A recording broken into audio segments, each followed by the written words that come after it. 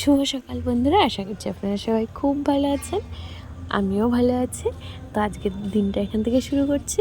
আমি সকালবেলায় যে হাঁটতে গেছিলাম বলে শাড়িটা পরেছিলাম, তো ওটা যেহেতু রাতের ড্রেসটা চেঞ্জ করা হয়েই গেছে, তো আর খুলিনি, এটা পরেই রান্নাবান্না করে নিই। ফুল তুলতে চলে এসেছি। গাছে কি সুন্দর ফুল হয়েছে দেখুন।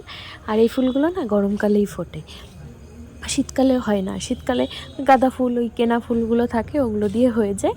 আর গরমকালে ফুলটা কিন্তু একটু কম পাওয়া যায়। তো গরমকালে বাড়িতে ফুল হলে অনেক সুবিধা পুজো দিতে। যখন ইচ্ছা ছিঁড়ে নিলাম, আর এই কতগুলো ফুল হয়েছে। আর নিজের লাগানো গাছে ফুল হলে তো একটু অন্যরকমই ভালোই লাগে। তো যাদের বাড়িতে বাগান আছে তাদের কথা অন্যরকম, তারা খুব ভালো। আর আমার না গাছপালা লাগাতে খুব ভালো লাগে, কিন্তু এখন আমি সময় পাই না। আর আমাদের বাড়িতে না পুরো বাড়িটাই প্রায় প্লাস্টার করা, বেশি জায়গাও নেই। তো যাই হোক, ফুল টুল তুলে এবার চলে এসেছিলাম নিজের কাজে। এটাই আমার জগৎ মনে হয়, রান্নাঘরেই মনে হয় আমার বেশিটা সময় কাটে। তো এই যে কী কী রান্না করব সেগুলো একবার দেখিয়ে দিই। এখানে ডিম রান্না হচ্ছে। ভেবেছিলাম ডিম করব, আমি মাছ আনতে না করেছি, আমার বর শুনতেই পাইনি। ওই যে পাবদা মাছ, খয়রা মাছ, আজকে মাছগুলো কিন্তু খুব ভালো পেয়েছে, সব নদীর মাছ পেয়েছে। আর এটা আমি আলু আর পেঁপে দিয়ে তরকারি করেছিলাম, আর আলু গাজর ভাজা, ওটা ছিল নিম পাতা। আর এখানে ভাতটাও হয়ে গেছে। তো রান্না মোটামুটি অনেকটাই হয়ে গেছে। মাছ আর এই যে বাজার থেকে যেগুলো এনেছে সবজিগুলো আলাদা করছিল, আর ওইদিকে দেখুন মারামারি শুরু হয়ে গেছে দুজনার। তো যাই হোক, এবার রান্নাবান্না হয়ে যাওয়ার পর একটু কাজ ছিল। তো ভাবছিলাম এখানে যেহেতু ওই যে আমার বড় কাজ করছে, আর আমি ভাবলাম এখানে অনেক দিন ধরে ইটগুলো পড়েছিল, রাস্তাটা যেহেতু একটু ঢালাই করব, তো এই কাকিমার সাথে গল্প করছিলাম আর এখান দিয়ে একটু ঠিকঠাক করে দিচ্ছিলাম, মাটি টাটি দিয়ে, ইটগুলো দিয়ে।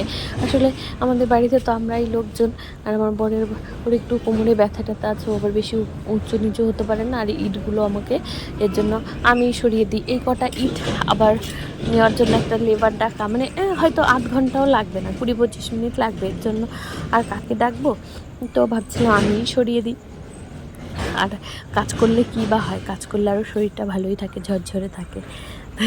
আর এদিকে যে দিয়া বুড়িও দুষ্টুমি করছিল, ওরাও আমার পাশাপাশিই ছিল, এখানেই ছিল। তো তারপরে আবার বড় এখন স্কুলে যাবে, ওকে আবার খেতেও দিতে হবে। তো তার আগে যতটুকু কাজ হয়ে যায় ততটুকুই করে নিচ্ছিলাম। আর তারপরে আবার রান্নাঘরে চলেও গেছিলাম খাবার দাবার দিতে। আর আমাদেরও খাওয়া হয়নি সকালের খাবার। আমরা না রোজ সকালবেলাও ভাত খাই, সকালে আর দুপুরবেলাটাই ভাত খাওয়াই হয়। আর রাতের বেলা কেউ রুটি খায়, কেউ মুড়ি খায়। আর আমার বড় আবার দুপুরে ভাত খায় না, ও এর জন্য রাতের বেলায় ভাত খায়। তো এই যে ইটগুলো অনেকগুলোই ভাঙা ভাঙা ইট আছে। আর এই যে জায়গাটা রেখেছিলাম না, এই জায়গাটা আমাদের উঠোনে যে ধান করে উনি একটু বসে।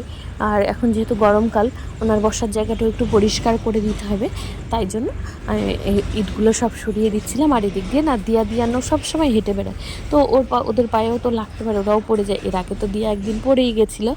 তো যাই হোক, যাতে আর না পড়ে যায় তাই জন্য পরিষ্কার করে নিচ্ছিলাম আর কি, সময় পাই না। তো এখন যেহেতু একটু সময় আছে, রান্নাটা তাড়াতাড়ি হয়ে গেছিলো, তাই জন্য একটু এগুলো করে নিচ্ছিলাম। আর আগে না ছোটোবেলায় আমার কাকা করতো কি, আমাদের দিয়ে এই সব কাজগুলো করাতো, আর বলতো তোদেরকে চকলেট দেবো, তোদেরকে এইটা কিনে দেবো, ওটা কিনে দেবো। ফুচকা তো তখন ছিল না, তখন ওই লম্বু কিনে দিত। হজমোলার একরকম চকলেট হতো তখন, অরেঞ্জ কালার, সবুজ কালার।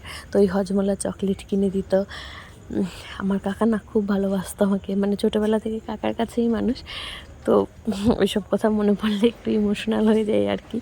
তো যাই হোক, হাল তখনকার মানে আমাদের সময়ে ছোটোবেলাটা কিন্তু একটু বেশিই ভালো ছিল। তখন আমরা শুধু বাড়িরগুলোই করতাম না, আশেপাশে কেউ যদি বলে দিত, আশেপাশের বাড়িতেও এইসব ছোটোখাটো কাজগুলো থাকলে বাচ্চাদের দিয়ে কিন্তু করাতো, বলতো নেই তোরা এটা করে দে, তোদেরকে 1 টাকা করে দেবো কিংবা 50 পয়সা করে দেবো।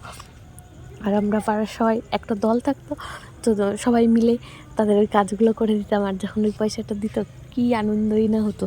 ওটা দিয়ে হয়তো খুব বেশি কিছু হতো না, হয়তো একটু কটকটি ভাজা কিনতাম, কিংবা ওই রাস্তা দিয়ে দিলখুশ যেত, ওটাই কিনতাম।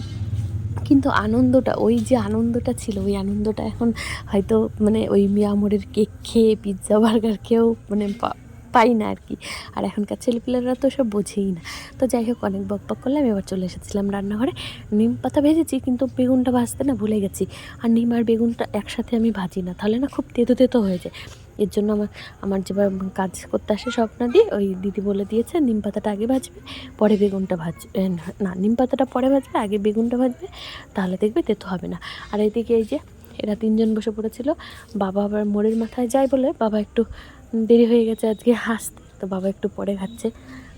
আমার আর আমার বরের খাওয়া হয়ে গেছিলো, আমরা আগে খেয়ে নিয়েছি। এই যে বাবা এই শাকটা এনেছে, শাকটা খুব ভালো, শাকটা আজকে ভাজিনি, কালকে ভাজবো। আর এদিকে ও চলে যাচ্ছিলো, আর সময় হয়ে গেছে, আর দিয়ান ওই যে ছুটে চলে গেছে পাপাকে টাটা করতে। তো এইভাবেই আমাদের দিনগুলো এখন অবধি তো ভালোভাবে কেটে যাচ্ছে, জানি না পরবর্তী সময়ে কী আছে। আর এই যে মাছটুকু, শুধু এই মাছটুকুই রান্না করেছি বাবার জন্য।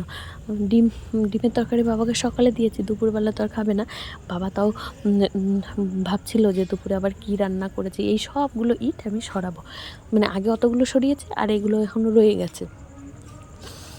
তো ওই যে ধানের দিদি উনি এখানে বসে, ওই দিদির জন্য এগুলো পরিষ্কার করে এমনি করে সাজিয়ে সাজিয়ে রাখছি, যাতে দিয়া নুন পড়ে না যায় আর কি, পায়ে না লাগে।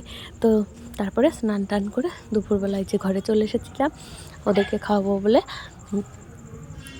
আর এখন তো বর বাড়ি নেই, বাবা খাবে, বাবা আবার একটু পরের দিকে খায়, 3টের দিকে খায়। আর এই যে আমরা বসে বসে একটু মজা করছিলাম, ওরা ঘুম থেকে উঠেছে তো ভেবেছে ফোন দিয়া তো এমনিতেই ভিডিও করছিল। আসলে ওরা ছোটো তো, বাচ্চারা কিন্তু যেটা দেখে সেটাই শেখে। তো আমি মাঝে মাঝে অমন করি, যদি ওদের সামনে বেশিরভাগ সময়টা করি না, তো সেটা দেখেই কিন্তু ওরা বুঝে যায়।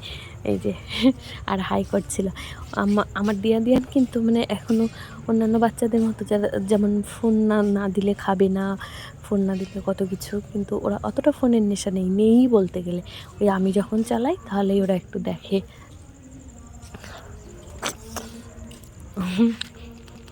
তো ওদের সাথে কিন্তু দিনের আমি অনেকটা সময়ই কাটাই, মানে বেশিরভাগ সময়টা আমার কাছেই থাকে। তাহলেও মানে ওদেরকে, এটা হলো ওদের খেলার টাইম, ওদের খেলার টাইমে ওদের সাথে আমিও একটু খেলে নিই, তাহলে ওরা না অনেক বেশি খুশি হয়। আর এই যে ফোনের সামনে গিয়ে হুমড়ি খেয়ে পড়েছে দুজনা, আর এই যে মাম্মামি দিকে খেতে খেতে আমার কোলে শুয়ে পড়েছে। তো যাই হোক, সব কিছু নিয়ে বেশ ভালো আছি আপনাদের আশীর্বাদে, আর এমনই থাকতে চাই। আপনারা আশীর্বাদ করবেন, আমরা সপরিবারে যেন সুস্থ থাকি সবাই। আর এই যে তারপর পাপা চলে এসেছিলো, আর সবাই মিলে এক খাটের, আমি তো একদম কোনায়, একদম ধারে, খাটের ওইদিকে অনেক জায়গায়, একজন করে শুতে পরপর সবগুলো একসাথে হয়ে গেছে, মানে একজনের উপরে আরেকজনা। তো যাই হোক, ভিডিওটা অনেকটাই বড় হয়ে গেল। আপনারা সবাই খুব ভালো থাকবেন, সুস্থ থাকবেন, আপনাদের সাথে দেখা হবে।